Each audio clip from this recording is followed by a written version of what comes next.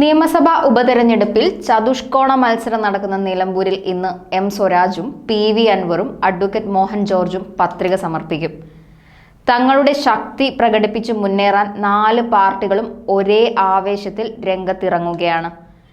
പിണറായിക്കെതിരെ പുറത്തുവന്ന പി.വി. അൻവർ ഇപ്പോൾ എല്ലാവർക്കും എതിരാണ്. അഡ്വക്കേറ്റ് സാദിഖ് നടുത്തൊടി SDPI സ്ഥാനാർത്ഥിയാകുമെന്ന് പാർട്ടി സംസ്ഥാന CPI ലത്തീഫ് വാർത്താ സമ്മേളനത്തിൽ അറിയിച്ചിരുന്നു. അങ്ങനെ ഒരു സ്ഥാനാർത്ഥി കൂടി എത്തിയാൽ 5 സ്ഥാനാർത്ഥികളാവും നിലമ്പൂരിൽ ഉണ്ടാവുക. മത്സരം ചൂടുപിടിച്ചപ്പോൾ ഇന്നലെ മുഖ്യമന്ത്രി നിലമ്പൂരിലെത്തി. LDF കൺവെൻഷനിൽ പി.വി. അൻവർ ആയിരുന്നു പിണറായിയുടെ വാക്കുകളിൽ മുഴുവൻ നിറഞ്ഞു നിന്നത്. ഒരു ചതിയുടെ കഥയുള്ള മണ്ണാണ് ഇതെന്നും ഇടതുപക്ഷം ഒരു ചതിക്ക് ഇരയായതുകൊണ്ടാണ് ഇപ്പോൾ തെരഞ്ഞെടുപ്പെന്നും മുഖ്യമന്ത്രി പറഞ്ഞു. നിലമ്പൂരിൽ നിലവിൽ UDF ഇല്ലെന്നും ജോസ് കെ മാണിയും MV ഗോവിന്ദനും ആവർത്തിച്ചു പറഞ്ഞു. ഇടതുപക്ഷം മുന്നോട്ട് വയ്ക്കുന്നത് വർഗീയതയ്ക്ക് എതിരായ പോരാട്ടവും നവകേരളം സൃഷ്ടിക്കുകയും എന്നിങ്ങനെയുള്ള മുദ്രാവാക്യമാണെന്ന് MV ഗോവിന്ദൻ പറഞ്ഞു. അതിന് പറ്റിയൊരു സ്ഥാനാർത്ഥിയെയും വെച്ച് അവർ മാതൃകയായി. നവോത്ഥാന ജാഥ നടത്തി വിശ്വാസങ്ങളെ ചോദ്യം ചെയ്ത ഒരു യുവപുരുഷനെയാണ് അവർ സ്ഥാനാർത്ഥിയാക്കി വെച്ചത്. ഏതായാലും നന്നായി. MV ഗോവിന്ദൻ ഭരണത്തിന്റെ നല്ലത് വിളിച്ചു പറയുകയാണ്. തൊഴിലില്ലായ്മ കേരളം നേരിടുന്ന ഏറ്റവും വലിയ പ്രശ്നമാണ്. ഇത് 3ാം പിണറായി സർക്കാർ ഇത് പരിഹരിക്കും. ഇത് അഭിമാനപൂർവ്വം പ്രസംഗിക്കുകയാണ് MV ഗോവിന്ദൻ. ഇനിയും അവരെ നമ്മൾ പരീക്ഷിക്കണം. അതാണ് ഇതിന്റെ സാരാംശം. കൂടാതെ അദ്ദേഹം പറഞ്ഞത് പിണറായി വിജയന് മുഖ്യമന്ത്രിയാവാനും കുറെ പേർക്ക് മന്ത്രിയാവാനുമല്ല ഇടതുപക്ഷ 3ാം സർക്കാർ.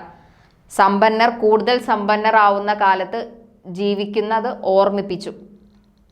അഴിമതിയിലൂടെ കീശ വിറിപ്പിച്ച് സമ്പന്നരായി ഭരണത്തിലുള്ളവരെയും കുടുംബത്തെയും അങ്ങനെ പലരെയും ഓർമ്മപ്പെടുത്തിയാണ് MV ഗോവിന്ദന്റെ വാക്കുകൾ കടന്നുപോയത്. അതായത് വീണയെയും വിജയനെയും മരുമകനെയും എല്ലാം നമുക്ക് ഓർക്കാൻ ഒരു അവസരം MV ഗോവിന്ദൻ ഒരുക്കി എന്നതാണ്. നമ്മുടെ സർക്കാരിന് കേന്ദ്രം ഒന്നും നൽകുന്നില്ല. പല കുടിശ്ശികകളും കൊടുത്തു തീർക്കുന്ന തിരക്കിലാണത്രേ സർക്കാർ. കടം വാങ്ങി മുടിപ്പിച്ച് കേരളം കടക്കെണിയിലേക്ക് തള്ളിയിട്ടുകൊണ്ടിരിക്കുകയാണ് സർക്കാർ എന്നാണ് അവർ ആവർത്തിക്കുന്നത്. വാക്കുകളിലെ വൈരുദ്ധ്യങ്ങൾ തിരിച്ചറിഞ്ഞ് വോട്ട് രേഖപ്പെടുത്തിയാൽ കേരളം നല്ല രീതിയിലാകും. മുതലാളിത്തം തൊഴിലില്ലായ്മ ഉണ്ടാക്കുമെന്ന് പറഞ്ഞു തീരുന്നതിന് മുമ്പ് തന്നെ MV ഗോവിന്ദൻ പറഞ്ഞു. ചെറുകിട സംരംഭങ്ങൾ തുടങ്ങാൻ സഹായം നൽകി 20 കൊല്ലം കൊണ്ട് തൊഴിലില്ലായ്മ പരിഹരിക്കുമെന്ന്. ഇനിയും ഇവരെ ജയിപ്പിച്ചു വിട്ടാൽ എന്തൊക്കെയാണ് നടക്കുക എന്ന് അവർ വിളിച്ചു പറയുകയാണ്. ഈ നീണ്ട 9 വർഷങ്ങൾ നഷ്ടപ്പെട്ടത് നമുക്കാണ്. നീണ്ട 9 വർഷം കൊണ്ട് പലതും അവർ പരിഹരിച്ചില്ല എന്നാണ് അവർ വിളിച്ചു പറഞ്ഞുകൊണ്ടിരിക്കുന്നത്. ഇനി നമ്മുടെ അടുത്താണ് എല്ലാം. നിങ്ങളിവിടെ ഇരിക്കുന്നത് സ്വരാജിനെ കേൾക്കാനാണ് എന്നെനിക്ക് നന്നായിട്ട് അറിയാം. നിലമ്പൂരിൻ്റെ ചരിത്രത്തിൽ ഇതുപോലെ ഒരു തെരഞ്ഞെടുപ്പ് കൺവെൻഷൻ ഇതിനു മുമ്പ് നടന്നിട്ടില്ല. ഒരു തെരഞ്ഞെടുപ്പ് ഘട്ടത്തിലും നടന്നിട്ടില്ല. അതൊരു റെക്കോർഡാണ്. സ്ഥാനാർത്ഥി പ്രഖ്യാപനം നടത്തിയ 12:30 മണി മുതൽ ഈ നിയോജക മണ്ഡലത്തിലും സഖാവ് പിണറായി പറഞ്ഞതുപോലെ കേരളത്തിലും ഇടതുപക്ഷ ജനാധിപത്യ മുന്നണിയുടെ പ്രവർത്തകരും സഖാക്കളും ആവേശ തിമിർപ്പിലാണ്. ഈ ആവേശമെല്ലാം കൃത്യമായിട്ട് ഉപയോഗിക്കേണ്ടത് വരുന്ന 19-ാം തീയതി നടക്കാൻ പോകുന്ന നിലമ്പൂർ ഉപതെരഞ്ഞെടുപ്പിൻ്റെ വോട്ടെടുപ്പിലാണ്. നമുക്കൊരു സംശയവും ഉണ്ടാവേണ്ടതില്ല. ഇവിടെ പ്രിയപ്പെട്ട ജോസ് കെ മാണി പറഞ്ഞതുപോലെ ഈ നിലമ്പൂരിൽ ഇപ്പോഴ് UDF ഇല്ല. UDF പല ഭാഗമായിട്ട് മാറിക്കിടക്കുകയാണ്. അൻവറും കൂടി മത്സരരംഗത്തേക്ക് വരുന്നു എന്നാണ് ഇപ്പോൾ അവസാനം പറഞ്ഞത്. അത് നമ്മൾ ഗൗരവത്തിലെടുക്കുന്നില്ല. കാരണം നമ്മൾ അൻവറുമായിട്ടുള്ള ബന്ധം വിച്ഛേദിച്ചതിന് ശേഷം അൻവറെ പറ്റി നമ്മൾ ആലോചിച്ചിട്ടേയില്ല. അതെപ്പോഴും ആലോചിച്ചുകൊണ്ടിരിക്കുന്നത് UDF ആണ്.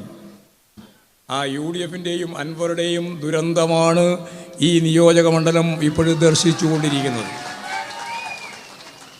ഞങ്ങൾ വ്യക്തമായ കാഴ്ചപ്പാട്, രാഷ്ട്രീയ നിലപാട് ഉയർത്തിപ്പിടിച്ചുകൊണ്ടാണ് ഈ തെരഞ്ഞെടുപ്പിനെ നേരിടുന്നത്. ഇവിടെ പറഞ്ഞു ഞങ്ങൾ ഈ തെരഞ്ഞെടുപ്പിൽ 2 മുദ്രാവാക്യം മുന്നോട്ടേക്ക് പോകുന്നുള്ളൂ. വളരെ ലളിതമാണ് കാര്യം. ഒന്ന്, വർഗീയതക്കെതിരായ ഉശിരാർന്ന പോരാട്ടം. 2, നവകേരളം സൃഷ്ടിക്കുക എന്ന ക്രിയാത്മകമായ മുദ്രാവാക്യം. ഈ 2 മുദ്രാവാക്യമാണ് ഞങ്ങളുടെ ഏറ്റവും പ്രധാനപ്പെട്ട മുദ്രാവാക്യം. ഒരു നവകേരളം സൃഷ്ടിക്കാനാണ് 3ാം തവണയും ഇടതുപക്ഷ ജനാധിപത്യ മുന്നണി ഗവൺമെൻറ് വേണ്ടത്. പിണറായി വിജയന് മുഖ്യമന്ത്രിയാവാനും കുറേ ആളുകൾക്ക് മന്ത്രിയാവാനും കുറേ ആൾക്ക് MLA ആവാനും വേണ്ടിയിട്ടല്ല. സമ്പന്നർ കൂടുതൽ സമ്പന്നരാവുകയും ദരിദ്രർ കൂടുതൽ ദരിദ്രരാകുകയും ചെയ്യുന്ന ഈ ഇന്ത്യയിൽ ലോക മുതലാളിത്തത്തിൻ്റെ പ്രത്യേക പശ്ചാത്തലത്തിൽ ദരിദ്രരായ പാവപ്പെട്ട മനുഷ്യരെ ലോകത്തിലെ 400 വർഷക്കാലമായിട്ട് അർദ്ധവികസിതമായ രീതിയിൽ വളർന്നു വന്ന വളർച്ചയുടെ വികാസത്തിൻ്റെ പശ്ചാത്തലത്തിൽ നിന്നുകൊണ്ട് ഞങ്ങളിതാ ഈ കേരളത്തിലെ ജനങ്ങളോട് പറയുന്നത് ആ തലത്തിലേക്ക് ജനങ്ങളുടെ ജീവിത നിലവാരം മെച്ചപ്പെടുത്താനാണ് 3ാമത്തെ ഗവൺമെൻറ്. അല്ലാതെ കുറേ ആൾക്ക് മന്ത്രിയാവാനും മുഖ്യമന്ത്രിയാവാനും അല്ല. ആ നല്ല ധാരണ വേണം. കേരളത്തിലെ ജനങ്ങളുടെ ജീവിത നിലവാരം മെച്ചപ്പെടുത്താനാണ്.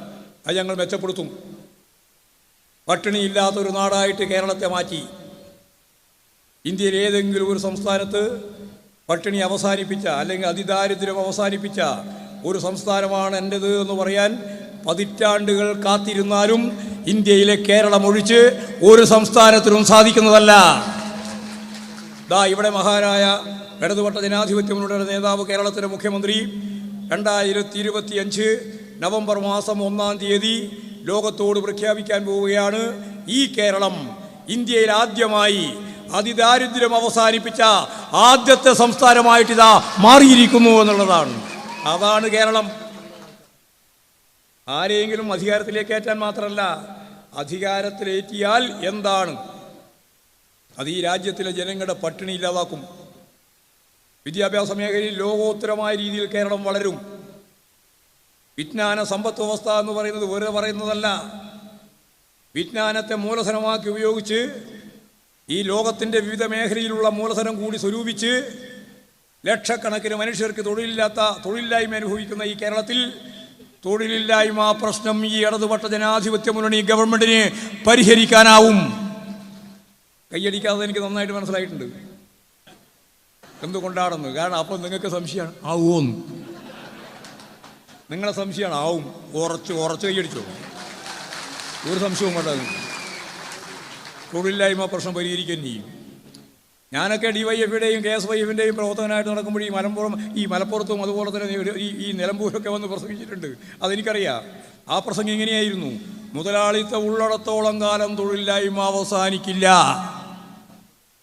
മുതലാളിത്തത്തിൻ്റെ ഉൽപ്പന്നമാണ് തൊഴിലില്ലായ്മ. കേരളത്തിലെ ജനങ്ങളെ സംബന്ധിച്ച് ഒരു പുതിയ കേരളം സൃഷ്ടിക്കുക എന്ന് പറയുമ്പോൾ പട്ടിണി അവസാനിച്ചാൽ മാത്രം പോരാ. ലോകോത്തരമായ വിദ്യാഭ്യാസ സംവിധാനത്തിലേക്ക്, വിജ്ഞാന സമൂഹത്തിലേക്ക്, അതുവഴി വിജ്ഞാന സമ്പത്ത് വ്യവസ്ഥയിലേക്ക്. അതൊരു പുതിയ പദമാണ്, വിജ്ഞാന സമ്പത്ത് വ്യവസ്ഥ. വിജ്ഞാനത്തെ മൂലധനമായി ഉപയോഗിക്കുന്ന സമ്പത്ത് വ്യവസ്ഥ. അതിൻ്റെ ഒപ്പം 3,50,000 ചെറുകിട സംരംഭങ്ങൾ ആരംഭിച്ച രാജ്യം ഇന്ത്യയിൽ 1ാമത് കേരളം. 7 ലക്ഷത്തിലധികം ആളുകൾക്ക് ഈ ഗവൺമെൻറ് ഇപ്പോഴ് 4 കൊല്ലം കൊണ്ട് തൊഴിൽ നേടാനായ കേരളം. ഒരു 10 ലക്ഷം ആളുകൾക്ക് ഏതാണ്ട് ഇപ്പോഴും തൊഴിലായിട്ടുണ്ട്. നമ്മൾ 20 ലക്ഷമാണ് പറഞ്ഞത്.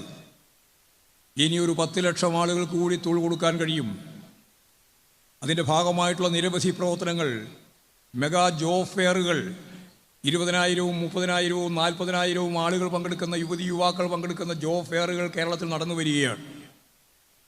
അതിൽ ഓരോ ജോബ് ഫെയറിൽ നിന്നും ആയിരക്കണക്കിന് ആളുകൾക്ക് തൊഴിൽ കൊടുക്കാൻ സാധിക്കുന്ന രീതിയിൽ ലോകത്തിൻ്റെ വിവിധ മേഖലയിലുള്ള 10 ലക്ഷം തൊഴിലവസരങ്ങൾ അതിൻ്റെ ഡിമാൻഡായിട്ട് കേരളത്തിലുണ്ട്.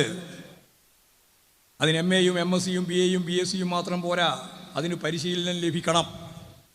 അതുപോലെ കമ്മ്യൂണിക്കേറ്റീവ് ഇംഗ്ലീഷ് കൈകാര്യം ചെയ്യാൻ അവർക്ക് സാധിക്കണം. അവരെ പഠിപ്പിക്കണം. ആ പണി തുടങ്ങിയിട്ടുണ്ട്. വളരെ ചുരുക്കം കൊല്ലം കൊണ്ട്, ഞാൻ 5 കൊല്ലം കൊണ്ടൊന്നും പറയുന്നില്ല, ഒരു 10-20 വർഷം കൊണ്ട് തൊഴിലില്ലായ്മ എന്ന് പറയുന്ന പ്രശ്നം ഈ കേരളത്തിൽ ഒരു യുവതി യുവാവും അനുഭവിക്കേണ്ടി വരില്ല. നമുക്ക് പരിഹരിക്കാം.